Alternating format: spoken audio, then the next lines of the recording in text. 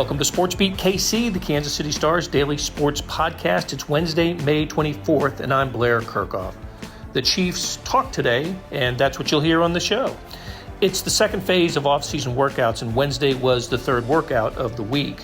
Patrick Mahomes, Nick Bolton, and Andy Reid share their impressions of what they saw, and you'll hear them in that order. Also, Mahomes discusses his contract status, his thoughts on the wide receivers group, and the new tackles. He wraps things up with a response about his brother Jackson, who's been in the news lately because of some trouble with the law. Bolton tells us where he spent the post-Super Bowl months, including a trip to his college, Missouri. Why was he there? Bolton fills us in. Finally, Andy Reid shares his thoughts about several players, but perhaps the most revealing thing he said involved why the Chiefs aren't carrying a fullback on this year's roster. Okay, let's get started. Hey, Patrick, you've got a new backup now behind you with Blaine. Yeah. How did you get to know Blaine so far? What are your kind of first thoughts? First off, I knew of Blaine from Chad, them playing in Jacksonville together, and Chad spoke very highly of him. And then since he's been in the building, he's been a true pro, and he's came in. You can see the talent. You see why he was a complete top 10 draft pick or first round draft pick, and the arm strength and everything like that. And he was just backing up to Tom, so I'm asking him for any advice he can give me, because if you're learning from that guy, you're learning from the right guy. So there's another good quarterback, good guy that can be in that quarterback room. One of the changes you guys have is a new offensive coordinator.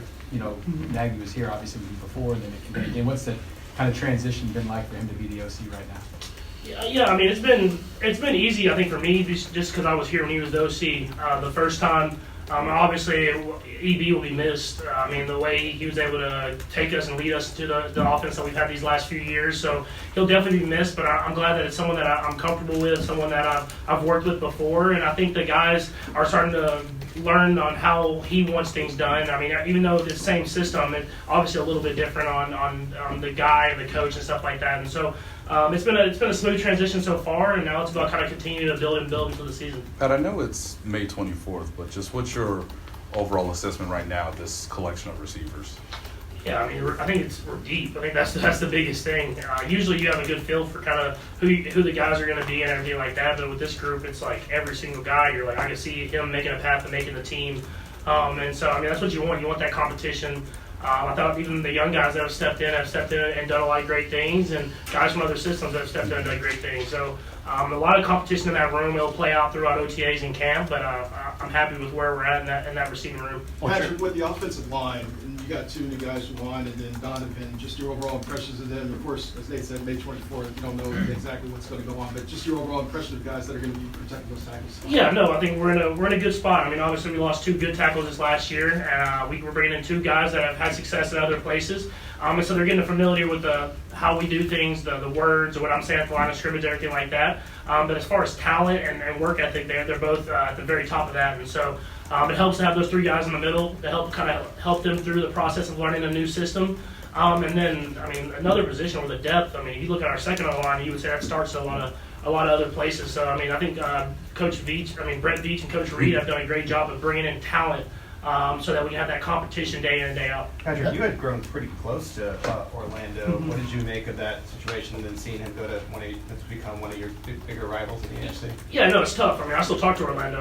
We had we're friendship off the field just as much as on the field, and you understand how great of a player he is. He makes Cincinnati even better football team, so that stinks for us. But at the same time, I'm happy for him that he got to a good place where he was able to get a good contract that he deserved and everything like that. And we'll still have that friendship, but he's a competitor like me, so we're going to be wanting to be able to brag about who wins that football game. Patrick, I think Rashee Rice ran some routes with you down in Texas before he was drafted by the Chiefs. Mm-hmm. Just from that day or couple days, whatever it was, what were your impressions of him from just down there before you knew he was going to play with you? Yeah, I think which I've seen now even to this day now that he's been here is I like the feel that he had when he was running the routes. A lot of times you get a lot of young dudes that are extremely athletic and they just run as fast as they can and they're just running around and they don't know exactly where to be at. And where I could feel where he would sit there and he would listen to guys like Trav, he'd listen to Kadarius and those guys talk, and he would get a feel for how he was running the route. And obviously you know that he has the explosiveness, the jump ball ability, but the way he was able to kind of feel throughout the zone coverages and pull up in the right spot,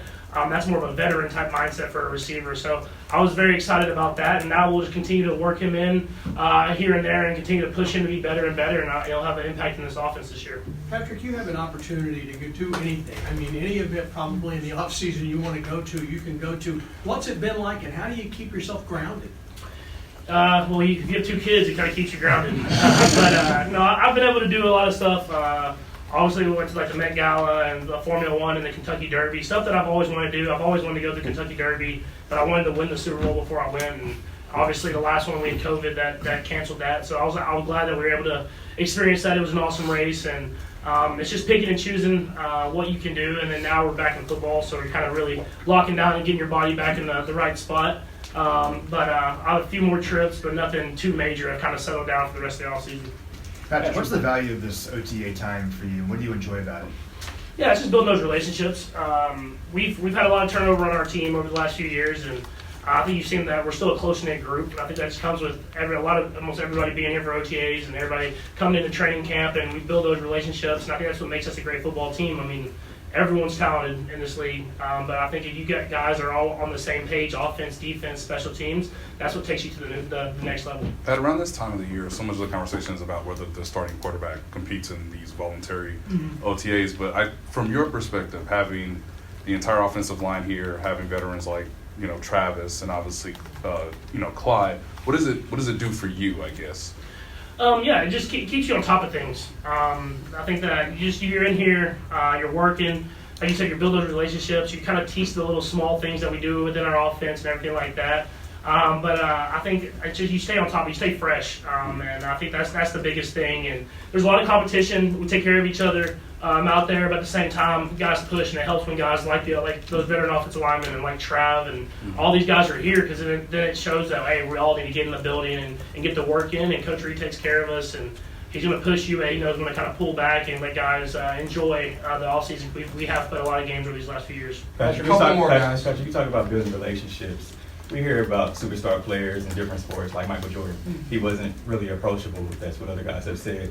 You try to make it a point to go and talk to your other teammates on your team. Yeah, I think that's part of it. I grew up in a locker room, so I got to see kind of both sides of it. Yeah. And I definitely the guys that were kind of more relationship guys that would hang out with even me or hang out with other guys, I knew that I wanted to be like them when I grew up. And so I got to see it from both perspectives, and I knew if I ever got in this position, I wanted to be the guy that's shooting the locker room and doing whatever it is, hanging out with guys outside the building. Don't tell Beach about the shooting part. but hanging out with guys outside the facility, if that's at soccer games or baseball games or anything like that. And so I think that's part of the culture that I kind of brought into here. And it's really cool because then you get to go out there when you have success. You get to go to parade, and it's guys that you truly enjoy being around and having success with. You mentioned not being able to go to the Kentucky Derby and other events during the COVID stretch, but upcoming you guys are going to go to the White House. Just what does it mean for you to have that opportunity usually given to the team that obviously wins the Super Bowl? Yeah, it'd be definitely a cool experience. I've never been to the White House or even seen it. I've been around a lot with my dad, but I haven't been able to even see it. So I'm excited to get there and see the history of it and the history that building and that city has had on America and everything like that. And so it'll be a cool experience for us. And I'm glad that we get to participate in that this year. And so it'll be like a once-in-a-lifetime thing that I'm excited to experience. Last two, Todd and Vahe. It's been about 3 years since you got your deal, and I see chatter everywhere. Patrick Mahomes underpaid, all the stuff, some new deals are going out. Everyone's got an opinion about it. We don't get a chance to ask you about it very often. How do you feel now, 3 years out from your deal? What do you want to see happen with your contract? Does it need to be renegotiated? Are you fine with how it works? Yeah, I mean, I always keep, me, my agent, and the team always keep open communication. We try to do whatever is the best for the team, but obviously I want to do the best for myself as well. But at the same time, I've always said I worry about legacy and winning rings more than making money at this moment. But I know we keep communication. We see what's going on around the league. But at the same time, I'll never do anything that's going to hurt us from keeping the great players around me. So it's kind of teetering around that line. So you're not driven to be the highest paid quarterback average per year thing. That's not your motivation. No. It's more of a, you just want to do whatever to not hurt other quarterbacks whenever their contracts come up. You want to kind of keep the bar pushing. And so it's not about being the highest paid guy. It's not about making a ton of money. I've made enough money where I'll be set for the rest of my life. But at the same time, you got to find that line where you're making a good amount of money, but you're still keeping a lot of great players around you so you can win these Super Bowls and you're able to compete in these games. Is that a hard line to walk? Yeah, it is. I think it is for all these guys. I think you see the guys that are getting paid this last offseason, they're trying to find that right spot. Everybody wants to get paid a lot of money, and whenever they think they're the best at their craft, they want to get paid like that. But at the same time, if you look at the greats in the league, I mean, they find that right spot where they're getting paid a lot of money. At the same time, keeping a lot of these great players around me, and so I understand. You look at the team, and you got guys like Chris and Snead and even Travis, all these guys that you need to keep around you to have these great teams. But at the same time, you want to make sure you're taking care of yourself. So we have open communication. I think that's the biggest thing, and you see that from Clark, you see that from Coach Reid, you see that from Beach, and everybody. We just try to make sure that we have the best team on that football field, and everybody gets what they deserve. Last one by. Patrick, what's it been like for you to deal with Jackson's situation? Honestly, it's kind of a personal thing that I just kind of going to keep to myself. I mean, at the end of the day, I come here to play football and try to take care of my family at the same time. So I just kind of keep it to myself and just go out there and play football when I'm in the building. And just in a bigger picture sense, it seems like you really come to know how to deal with what's personal and what's private. Is that a process for you to navigate? I mean, do you have to think about it a lot? I think it's a process everyone has to navigate in life. Obviously, I'm on a bigger stage, but at the same time, it's your family, but you have to come in here and do a job, and that's what I try to do every day. Thanks, Patrick. Thank you, Patrick. All right, guys, go for Nick. Hey, Nick. You've seen Drew Tranquil play before, but now you've been able to get on the field with him and everything. What are your kind of first thoughts and impressions? Yeah, man, I'm excited how ability to learn. Want him to learn. Want to be one of the leaders in the room. In our room, he's a vet.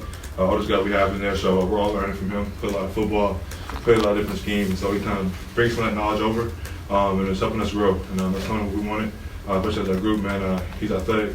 We've only been playing passes for the most part, so he's been able to match our routes, concepts, and get hands on balls evident the first couple of days here. Hey, Nick, same question or similar question about Donovan Smith.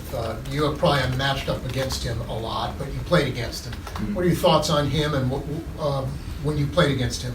Yeah, man, I feel like he brings a lot for our team, especially our deep. Who you guys again? One more time? Donovan Smith. Yeah. I'm making sure. Yeah, he's versatile. He brings a lot of depth for our own line. A lot of turnover in that department. We lost OB, so having guys come in and be able to produce in that aspect. The tackle as well, both tackles, man, they've been helping our offense out, learning slides, learning protection calls. We bring a lot of different looks at them, kind of present different things on our aspect, trying to be more diverse in that aspect of the game for our defense. And so I feel like he's done a great job adjusting, be able to echo calls, get guys blocked. Nick, noticed a few times Bryan Cook and being loud out there with you guys today. With Juan guys definitely going to see the field more. Do you see him on the way to being a verbal leader and a leader in the locker room? Ever since he's a rookie, I can tell you he has confidence about him. Ability to talk. If he's 100% wrong, he makes you believe he's 100% right. So that's the confidence you got to have in the back end, and we're loving that. So he's growing. You can tell he put a lot of work in the off-season in phase 1, phase 2, and now leading into this phase 3. Being able to echo calls, get guys lined up. And if we're even trying to show something, we're doing something wrong, he'll make sure we know about it. So we love that. Willie's liking that too. We love the competition he brings. Nick, there was a lot of rookies last year. There was 8 last year, and you have a few more this year. But does it seem more fine-tuning now that a lot of those guys have a little more experience under their belt? And this coming up in OTAs and coming into St. Joe in the near future than it was last year, where it was a lot more learning? Oh, yeah. Learning definitely was a big part for us. A lot of guys moving different positions halfway the year. Duffy comes in and plays the nickel position. Sneak goes back outside, plays corner. So that's a new position for him. We're kind of rolling that aspect of it, kind of picking up where we left off. In terms of communication and getting on people in line. Again, like I tried to mention earlier, disguises and trying to present different looks. I've been working real hard on that aspect of the game, and trying to involve in that category. So I think our young guys aren't young guys anymore. They're kind of over that part, and we're just trying to pick up where we left off last season. That's playing fast, and we're trying to hold opponents to low points and win football games. As someone going into their 3rd season, how do you tell these young guys from last year, like, hey, you've learned from the rookie season, here's how to navigate year 2, not hit that sophomore slump? Yeah, I feel like as a rookie, from my own experiences, you're kind of just playing and trying to not let anybody down around you, the other 10 guys, and as you train grass, you keep going, there's expectations on you. And so just kind of just embracing those and having fun with them. Football is not fun without expectations, especially here. Expectations to win, compete for championships. So just taking that in and just trying to evolve your game and be one step better every single day. I feel like that's kind of leads into the season, and you just let God happen, and everything else happen after that. So you just got to put yourself in that position to be better than you were last year. Nick, do you plan to go with the team on the White House visit? Yes, sir. And when you think about that, just what comes to mind, and what will it mean to you to have that opportunity? Yeah, ever since I was little, I know the champions. I always had the opportunity to go to the White House. I never had the opportunity to go to the White House up to this point. I'd rather be for school or vacation or anything. So just from my personal experience, I want to go experience that. I know our teammates want to experience that as well. Yeah, to the teammates' standpoint, how much did you guys, I guess, talk amongst yourself or appreciate the idea that President Joe Biden did invite you guys, considering that it hadn't happened over the last several years? Yeah, I feel like for me, again, I don't speak for myself, but I feel like as a team, we kind of have an idea that a champions get an invitation, and we want to take advantage of that opportunity. So I feel like as a team on defense, for sure, we're going to take advantage of that. Do you have any fun trips this offseason? You're a Super Bowl champion. You made a big play in the Super Bowl. Did you get recognized more, stuff like that? I spent a lot of time in Arizona already since I left college, and so I went back out there and just had some time to relax, do some ATVs, do some stuff like that around, swim a little bit. They have a bunch of water out in Arizona, but a little bit you can take advantage of it. But I just had some time downtown, single family, some time with my siblings. They don't have a lot of time to do with that. Throughout the season, and my dog as well. Just have some time to chill with my dog, so I'm going to take advantage of that. Nick, to Todd's point, I know you're very forward-looking, but how often do fans talk to you about the scoop and score in the Super Bowl? What's that been like to just discuss that? Yeah, I actually had an opportunity to go down to Mizzou, and I felt very the most there. I was just happy to be down there. The fans down there, man, they really love the Chiefs, man. I knew that before I got there, but being I haven't graduated yet, but coming from Mizzou and then going back there, I feel like that was kind of the first time I ever realized how big they cared about the Chiefs and cared about Kansas City football.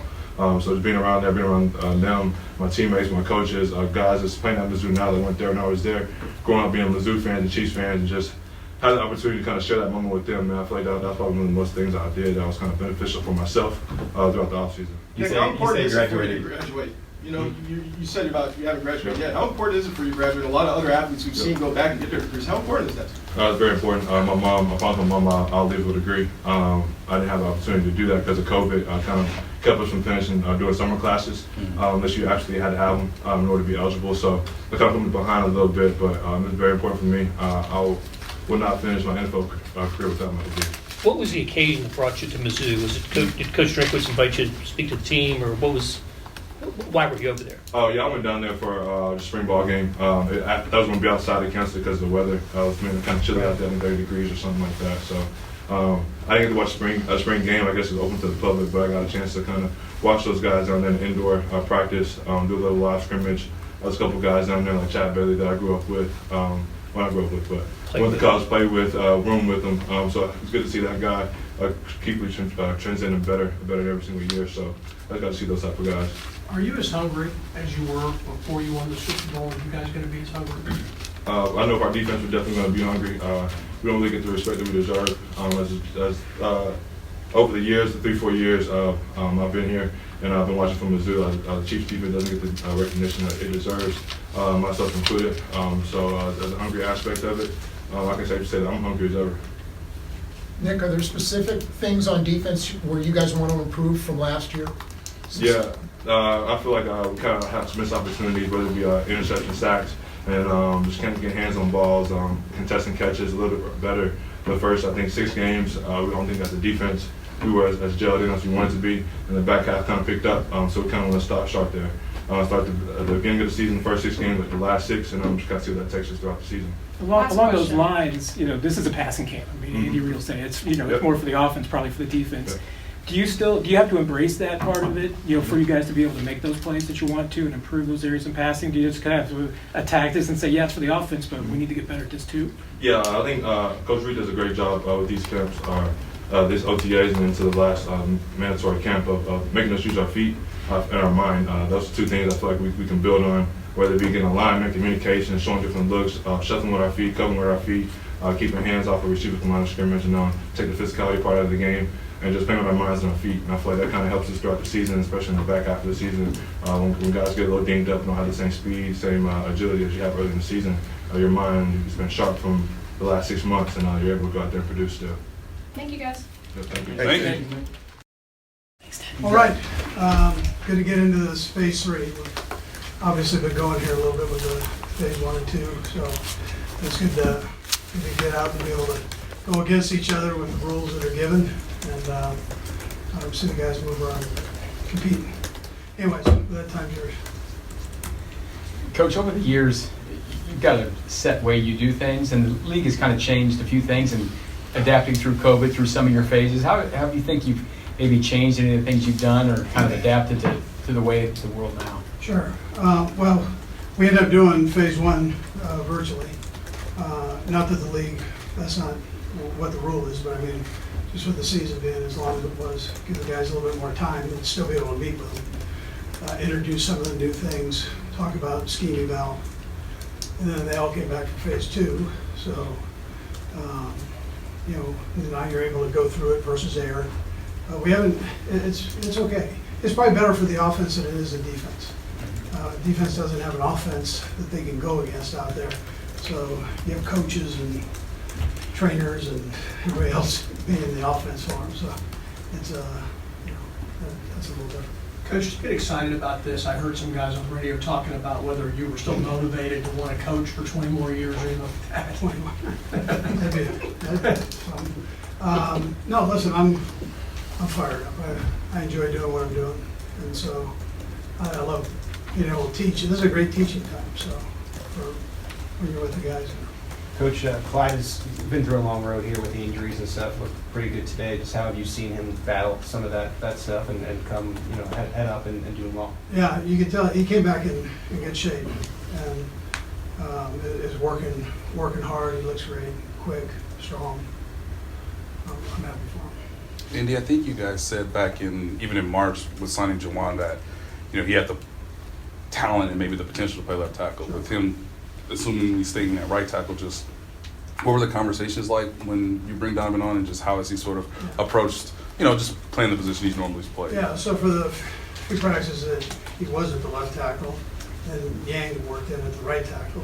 Feel good about him too. Mm-hmm. So we're in a good place. I think I believe you can do both, so I don't think that's a problem.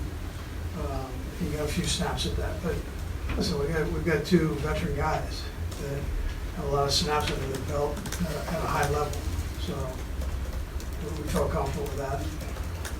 We'll just see. We expect the guys behind him to compete, and we should be fine. Andy, last year around this time, I think, was when you were really taking notice of how driven Patrick was coming off the loss to Cincinnati after Camp Mahomes and this. I mean, I wonder if you see sort of the same or similar aspects to him right now and how he's looking at it. Yeah, he's made that happen, which is that's a positive thing, and he's and you guys are out there, but he's 100% in and going after it, and challenges himself. He challenges the guys around him to be great and on both sides of the ball. So everything's alive out there and moving fast. And as a head coach, I appreciate that. And no doubt how infectious that is. Sure. No, absolutely. Yeah. No, that's what the great ones do. So he's doing a great job of that. Coach, understanding the campus. Sorry, Matt. Understanding the campus. Matt's got so skinny we can't see him. McDuffie and Seat were out there, but not wearing a helmet. Just precautionary, just working through something. Yeah, exactly. Yeah, both of them. I'm not going to get all the injuries, but they're just going easy in the back. So. Coach, the competition at receiver, it seems like it's still pretty loaded, and you just talk through what you're watching out there and what you're trying to see, because it seems like it's going to be some decisions to make out there. Yeah, we've got a lot of numbers, and we've got some young guys that we're mixing in with the ones there, and so it should be great competition. I can't wait, for camp, where you really get an idea of that next level, what they can do when bullets are flying, they'd say, right? I think I'm losing my voice too. With bringing in Blaine to be the backup, what did you kind of see in him, and what have you learned about him so far? He's smart, and he's bigger than I thought he was. He's a big kid. Throws the ball, strong arm. Has developed a good relationship with Pat. And look forward to seeing when things are going fast. Right now he's making sure he knows where everybody's at and has it down. So you can tell he's done it before. You talked a lot during Pat's early years about how important it was to have a veteran guy in that room with him. Is that as important as it once was earlier in his career? I don't think it is. I would tell you that if you can find a good veteran player, if something were to happen to Pat, if you have confidence in a guy, that's not a bad way to go, just from experience sake at that spot. We saw that with Chad when he had to play, and did a nice job with it. But I think we have a couple good young guys too back there. Do you see Bouchel as being maybe ready for? He's having a good camp up to this point. Good phase 2, good phase 3 here, so he's got a pretty good feel of what's going on. Andy, it seems like you've always kept a fullback, but obviously Michael Burton moved on. What are your plans for that position? Yeah, so the tight ends can work into that spot. We know Noah can do all of that, and that's kind of where we went with it. We've got a number of tight ends that we feel comfortable with. So maybe you keep an extra tight end as opposed to a fullback. Coach John Ross had a year out of football. I presume you guys working out. What did you like and what you saw, and how do you like him so far here? Yeah, listen, I like both the Rosses. Big and little. The big one is coming along. He feels good. His foot feels good. The surgery that he had worked out well so up to this point. He's made some nice plays for us out here. I know Pat's got trust in him, so that's good to see. And the smaller Ross is extremely fast and quick, and before he got hurt, he was on a pretty good season. And so he, I like what I see there. Yeah. Is he faster than you thought? He stood out there today. He's the one that jumped out at everybody at the combine, just when he ran. I mean, he was extremely fast. I think he set a record there, I believe. So he can move, he can scoot out, and he's smart, which you need to be in this thing. So. On the fullback thing, you've had guys here, and that's been a staple of what you guys do. You mentioned that you have a lot of times that can do that. Could you see yourself ever going back to having a fullback, or is it a sea change for you to not have one on the roster? Yeah, we normally don't have the number of tight ends. That's that we've got here. So I would go back. I mean, that's not a problem. We liked what we had last year with it. Again, we were always, without the injuries, we were going to have to juggle that last year somehow. So guys got banged up. We got a lot of reps today with Bryan Cook in the secondary, working obviously with Justin.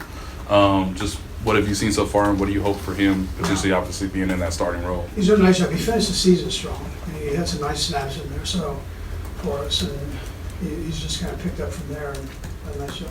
Couple more guys. And Reid's done a phenomenal job. He's had a great offseason. He's been here every day that he could be here, and just working his tail off, and you can see it. I mean, he understands what's going on better than what he did, and he's moving around great right now. Coach, you talked about people finishing the season strong. Scott Moore finished on a positive note. What are you seeing from him so far? Yeah, I like what I see. He's getting strong. You can tell that he's worked this offseason. He was down there with Pat the whole time, and never missed a day with him. So he's doing a good job. Better understanding. Coach, how do you deal with the winning? Is it different? Is it more difficult, or is it different dealing with a team that's coming off the Super Bowl championship like you've done before? Do you talk about that, not getting complacent? Yeah, no, I go the other way. I mean, can we be better? Let's work on that. That we can control. So dig in on that, and then you don't worry about the other stuff. So that's kind of where I've been with it. Last one. We can all get better in certain areas. Sorry. Coach, the new kickoff rule that was just implemented, everybody says special teams coordinators, Harvey Townsend said his piece. You know, how does it affect your game? I don't know, we'll have to go through all that. My thing is, where does it stop, right? So you start taking pieces, and, you know, we'll see how this goes. But you don't want to take too many pieces away, you're playing flag football. That'll do it for today. Thanks to Randy Mason for putting together the show, and to our SportsBeat KC staff of Monty Davis, Jeff Rosen, and Scott Chasen. Morning Sports Edition has you covered with news about the Chiefs, Royals, Sporting KC, the current, KU, Mizzou, K-State, all of it, plus national news, features, and columns. It's the nation's best digital sports page, and you can find it at liveedition.kansascity.com. Thanks for listening, and we'll be back soon with another SportsBeat KC, where we talk sports in Kansas City every day.